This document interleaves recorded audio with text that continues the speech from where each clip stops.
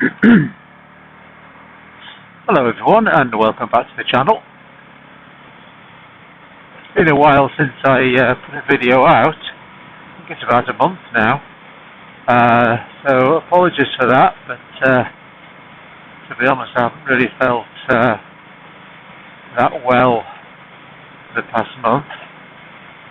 The lethargy is struck, although I am getting a little bit better now. So I've just been to IPSGA Motorcycles in Bradford with the IPSGA. As some of you know, I've had a few problems with batteries since I got the bike in October 24. I'm on my third, and they kindly said that they'd run the bikes through a diagnostics check, which they did, and the good news is that everything's normal.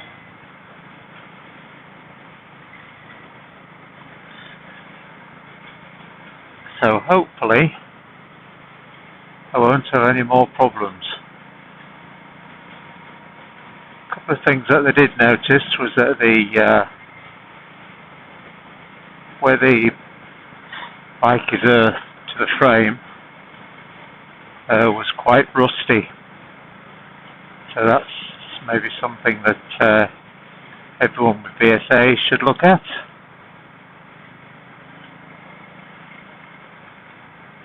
So thanks to everyone who liked and subscribed from the last video on mental health. Very much appreciated. For a small channel, that did quite well. If you haven't seen it, I would recommend that you do. You might just make all the difference to somebody you care about. Today what I thought I'd do is talk about planning, or lack of planning when we're riding. I'm sure most of us do it as a matter of course, particularly those who've been riding a long time.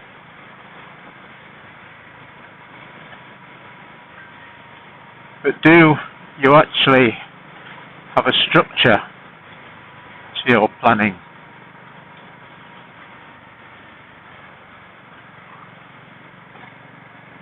What I mean by structure is a plan to plan, effectively. Now, when you do advanced riding, whether that be through ROSPA or through IAM, we follow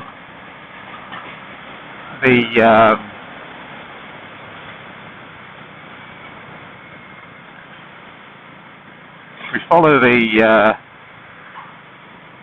Roadcraft, which is a police handbook, in one form or another. Whoops, talking of police.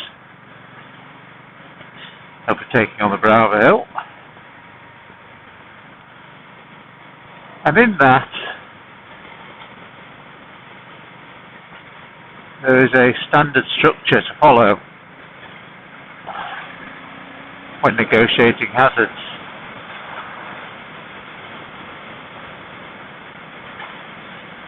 And a hazard can be anything. Anything that might cause you to not be safe.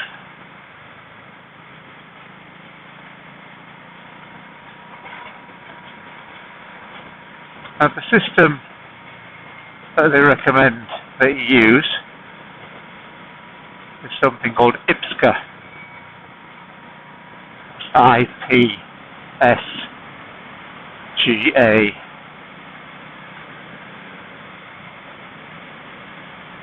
And the part of IPSGA that runs all the way through the process of planning is the I, which is for information. Now when we're riding, we're gathering information and we're giving information all the time. For example, at this roundabout here,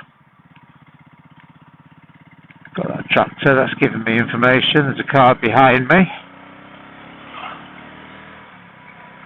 And there's a road sign there for turning traffic, that's information. And we've got a brow of a hill coming up, and that's information.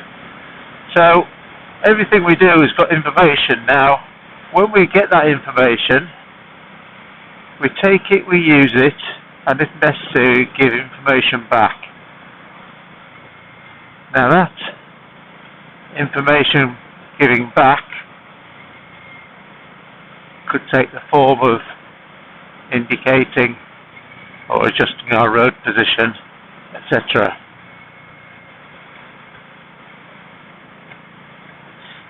So if we see a hazard,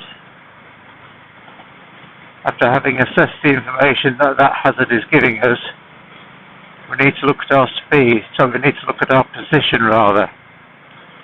We need to take up the right position on the road to safely negotiate that hazard. Once you've got into that position,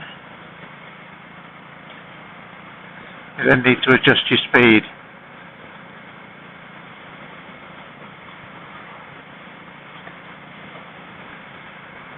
Now sometimes we can adjust the speed through acceleration sense, i.e. using the throttle. Now my bike, for example, is a very torquey bike with being 650 single, so a lot of the time just rolling off the throttle gives me enough reduction in speed that I don't have to touch the brakes. However, using brakes is the fundamental form of slowing down on a motorcycle and in a car, of course. So you shouldn't be afraid to use brakes as well as acceleration sense and your throttle. So once we've washed the speed off for the particular hazard that we're negotiating, we then need to think about gears. Are we in the right gear for the particular hazard? And that's going to vary with the type of machine that you've got and the gearing. And again, this BSA 650 single that I'm on, very torquey, so can get away with not necessarily having to change gear. But certainly when you're going around the twisties, you need to be in the correct gear to give you the drive through the corners, the bends rather. And invariably, as my examiner told me a while ago, the gear that you should be selecting is probably one lower than you normally have. And that was certainly the case with me. So assume we've selected the right gear, we then need to think about our acceleration. Are we accelerating away from the hazard, or are we coming into another hazard, which means we have to decelerate, and then the whole process starts again. So it's a continuous process of gathering information and then acting upon that information in a structured way.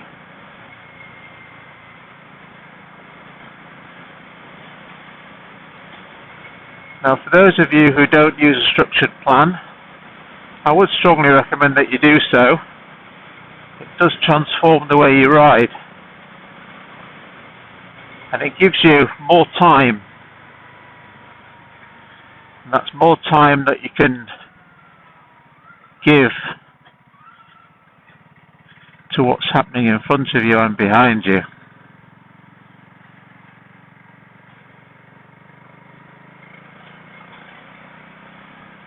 Now, within the IPSGA process, there's lots of things that you should also know with regards to correct positioning and what have you. But a good starting point is learning about IPSGA and getting that off pat.